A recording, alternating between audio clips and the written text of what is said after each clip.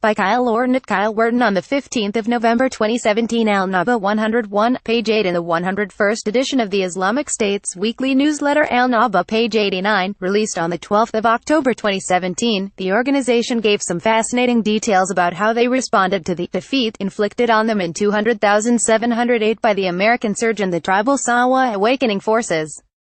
The article describes how it switched wholly to insurgent terrorist tactics, dismantling its conventional fighting units and even its sniper teams in March 2008, and training in hit-and run bombings. The leadership at that time, the Emir Hamid al-Zawi Abu Umar al-Baghdadi, and his deputy, the war minister, Abdul Munim al-Badawi Abu Hamza al-Muhajir, encountered some initial skepticism, but the rank-and-file soon came on board when they saw its effectiveness. It says that it is time to return to this form of warfare.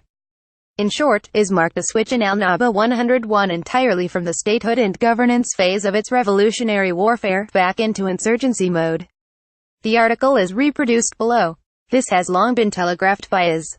Nearly a year and a half ago, with the famous last speech of Taha Falah Abu Muhammad al-Adnani, and in AlNaba itself just after, Is served notice that it knew the time of the caliphate as territory was limited, but that the organization was a cause, and so long as the purity of its belief and methodology were maintained, it would continue to a victory that God has preordained. This was a repeat of what al-Zawi had said in 2007 and 2008, at the nadir of the Is movement's fortunes, statements that look vindicated in retrospect.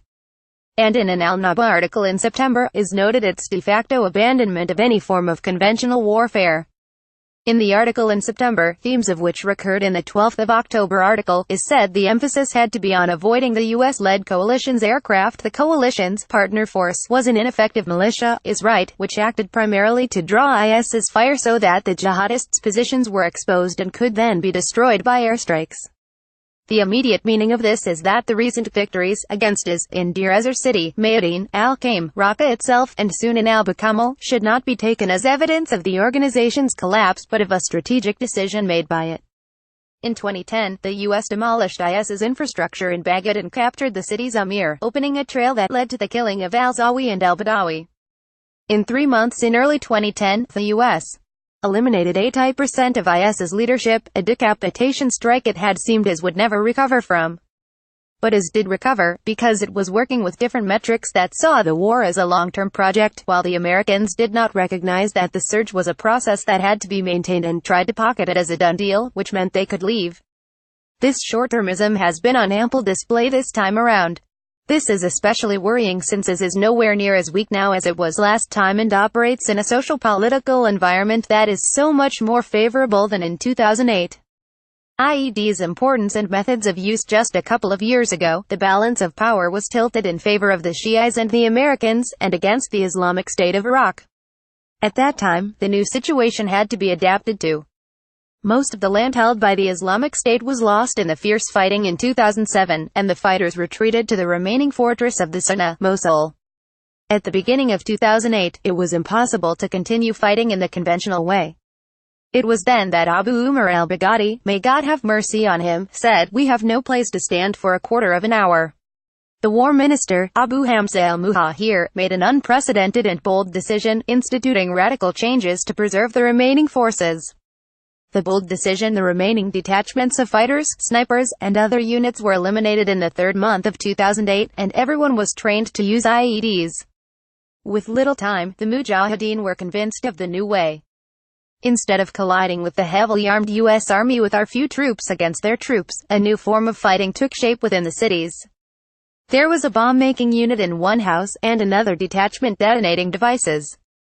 A third unit was trained in how to disguise and plant the IEDs in the streets to target the apostate and crusader vehicles and their patrols. And a final detachment was trained in how to monitor the locations where the IEDs were planted. It could be days before the bomb was set off. All of these units had to work in secret. Avoiding detection was the most important requirement of the new way of working. Exhaustion, depletion, attrition by IED. Thus began a long phase of attritional warfare between the two sides that lasted for 2 difficult years, i.e. until 2010. The world witnessed the incredible creativity of the Mujahideen in the war of shadows and concealment against the Crusaders. Throughout those difficult years, the soldiers of the Caliphate mastered this type of war perfectly. This is the kind of warfare needed today against the Crusader alliance, but there is now an additional need to keep the locations of the Mujahideen hidden from the warplanes. This is the method that should be used in defense. How to fight with IEDs. This method of warfare has two pillars: mastery of preparation and patience on revolt, and preparing for action by determining where the enemy is likely to attack, then selecting the appropriate type and size of IED based on whether the enemy is expected to use armored vehicles or tanks, and preparing and placing the devices correctly. It is here that the role of the trained military operative is necessary, to predict the enemy's movement, their method of advance, and choose the type and location of the IED. Then comes the role of the engineering corps to plant the device, with a careful distinction between the mechanical and the electronic. If there is an error in the mechanical side of things, or vice versa, it will lead to poor results that might hinder the Mujahideen rather than halt the enemy's progress. Common types of IEDs. Controlled IEDs. The most effective IEDs are those detonated by the Mujahid himself, whether by a wireless signal or wire connected to the IED to avoid interference. The wire attached to the explosive devices must also be hidden, of course, since it leads to the place of the fighter. The preparation for wireless IEDs includes the selection of the appropriate batteries for the detonator depending on the length of revolt. A small battery cannot be used if the operation could take days or even months. The Mujahideen must prepare themselves for the long war, keeping eye on roads that lead to a planted IED at all times. The booby trap. It is an uncontrolled device that simply explodes when the enemy stands on it, or otherwise triggers it, and the signal reaches the battery pole and detonates the bomb itself. The battery does not run out for 2 years, but this type of IED is simultaneously the most dangerous for the Mujahideen when it is used incorrectly because it does not distinguish between friend and foe. Remote-controlled IEDs. The advantage of this device is that it depends on having the enemy in view, which means the accuracy is assured, God willing, though there can be a delay in the detonation signal.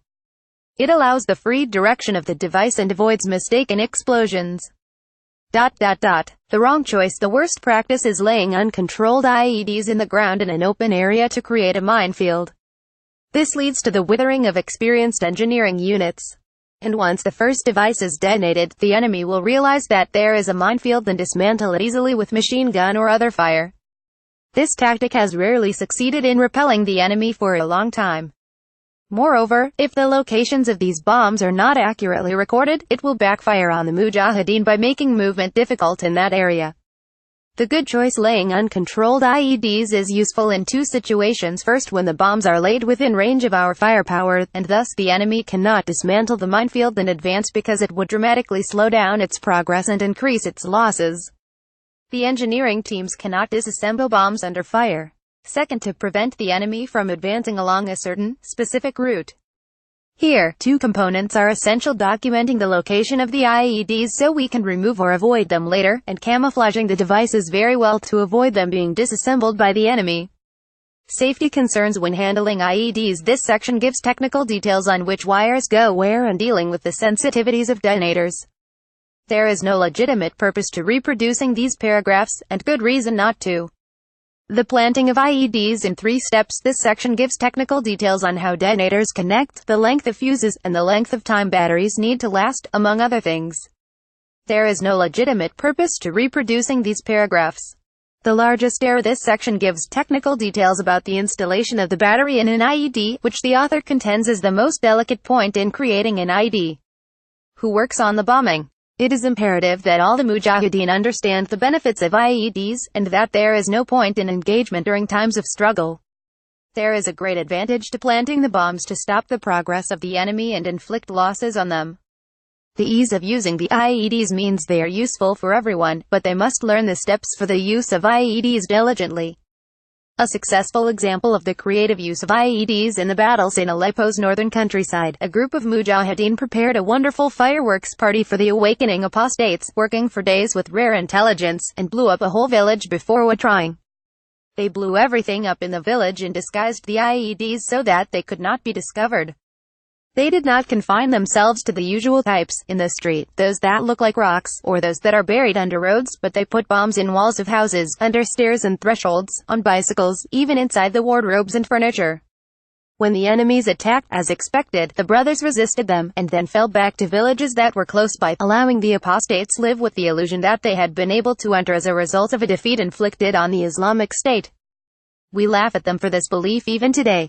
The disguising of the IEDs was successful and the bombs were ready for hours after the first entry of the apostates. The apostates combed and searched the village and found nothing in the houses, and filmed in the houses for celebration in the media and then slept. From afar, the brothers who planted the IEDs waited for the harvest hour.